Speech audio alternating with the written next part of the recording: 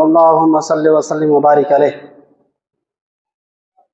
حاضرین جمعہ، پچھلے خطبہ جمعہ کے اندر رمضان کی آمد، رمضان کی تیاری کس طریقے سے ہونی چاہیے، کچھ باتیں آپ کے سامنے بیان کی گئی تھیں۔ اسی کے چلتے کچھ باتیں آپ کے سامنے آج کے خطبہ جمعہ کے اندر بیان کی جائیں گی۔ اللہ رب العالمین سے دعا کرتے ہیں کہ اللہ العالمین جو بھی باتیں بیان کی جائیں ان باتوں کو غور سے سننے، سمجھنے اور اس پر عمل کرنے کی توفیق عطا فرمائے، آمین۔ اللہ تبارک و تعالیٰ نے ہمارے اوپر رمضان کے روزے فرض کیے، یہ ہم اور آپ اچھی طریقے سے جانتے ہیں، سمجھتے ہیں، اور اللہ رب العالمین نے یہ روزے ہر مسلمان بالغ اور عاقل کے اوپر اللہ رب العالمین نے فرض کیا۔ رمضان کے روزے کے تعلق سے حدیث کے اندر آتا ہے کہ اللہ رب العالمین کہتا ہے کہ بندہ میرے لیے روزہ رکھتا ہے اور میں ہی اس کو اس کا بدلہ دینے والا ہوں۔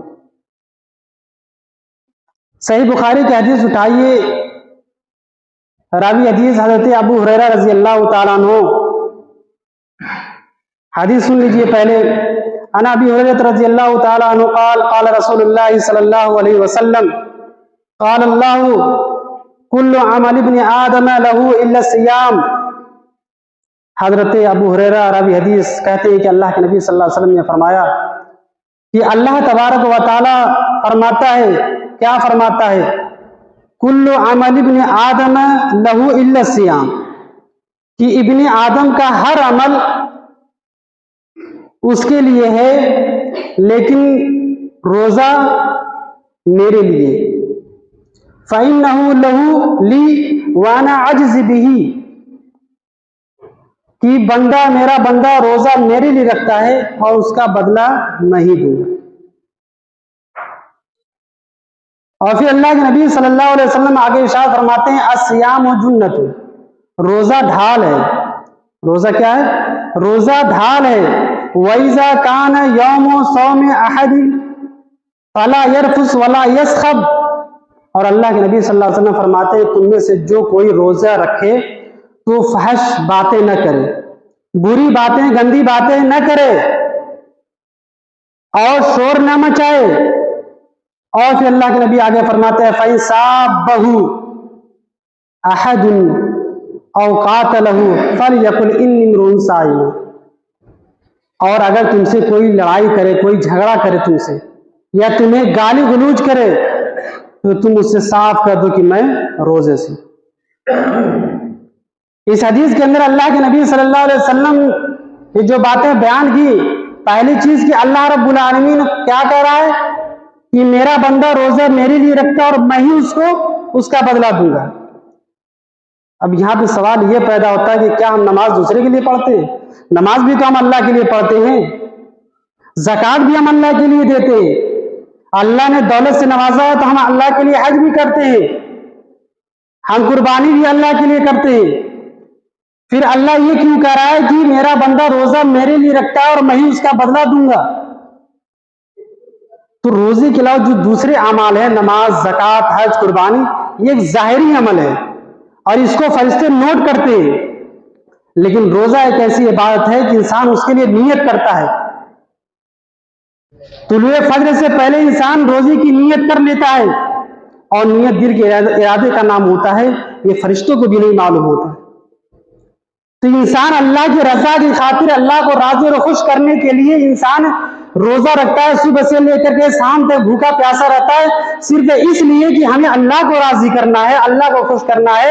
اس لیے اللہ رب العالمین کہتا ہے کہ میرا بندہ میرے لیے روزہ رکھتا ہے اور میں اس کا بدلہ۔ لیکن جو روزہ نہیں رکھتا اس کے لیے کیا ہے؟ جو روزہ فرض ہونے کے باوجود، یہ جاننے کے باوجود کہ یہ روزہ اللہ نے ہمیں فرض کیا ہے، یہ اسلام کے 5 بنیادی ارکان میں سے ایک رکن ہے، اس کے باوجود روزہ نہیں رکھتے ہیں، روزہ چھوڑ دیتے ہیں، کھاتے پیتے ہیں، ان کا انجام کیا ہے حدیثوں کے اندر؟ آئیے غور سے سنیے۔ وہ لوگ جو روزہ چھوڑ دیتے ہیں، دوستوں کو دیکھا کھاتے ہوئے کوئی چیز، آ گئے دوست نے کہا ارے تم روزہ ہو تم کیوں کھا رہے ہو؟ ارے یار نہا رہا تھا غلطی سے منہ میں پانی چلا گیا۔ یہ مکر و فریب، یہ بہانے بازیاں، یہ کتنی خطرناک چیز ہے۔ آئیے حدیث سنتے ہیں، ابن خزیمہ کی حدیث ہے، حضرت ابو امامہ باہلی رضی اللہ تعالیٰ عنہ بیان کرتے ہیں کہ اللہ کے رسول صلی اللہ علیہ وسلم کو بیان فرماتے ہیں میں نے سنا کیا اللہ کے نبی صلی اللہ علیہ وسلم فرما رہے تھے کہ میں سویا ہوا تھا۔ غور سے اس حدیث کو سنیے، اللہ کے نبی کیا فرماتے ہیں، میں سو رہا تھا اور خواب میں نے دیکھا کہ 2 آدمی میرے پاس آئے۔ کتنے آدمی؟ 2 آدمی میرے پاس آئے اور میرے بازوؤں کو پکڑ کر کے مجھے اٹھایا اور مجھے ایک دشوار چڑھائی پہاڑ کے پاس لے کر کے آئے، جس پہاڑ کے اوپر چڑھنا دشوار تھا، مشکل تھا، اس پہاڑ کے پاس لے کر کے آئے اور کہا آپ اس پہاڑ کے اوپر چڑھیے۔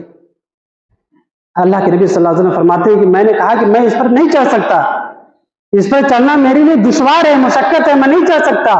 ان 2 آدمیوں نے کہا کہ ہم آپ کے لیے آسان کر دیں گے۔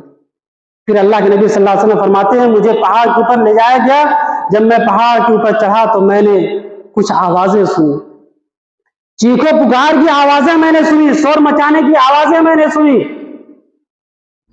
اور اس کے بعد اللہ کے نبی صلی اللہ علیہ وسلم نے ان دونوں آدمیوں سے سوال کیا یہ کس کی آوازیں ہیں؟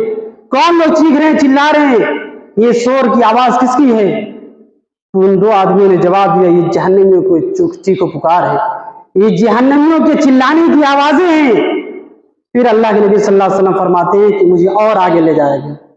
میں جب اور آگے گیا تو میں نے کیا دیکھا، کچھ لوگ ہیں جن کو الٹا لٹکایا ہوا، جن کو الٹا لٹکا دیا گیا ہے، یعنی سر نیچے اور پیر اوپر الٹا لٹک رہے ہیں اور ان کے جبڑے چیرے جا رہے ہیں اور اس سے خون بہ رہا ہے اور چیخ رہے ہیں، چلا رہے ہیں۔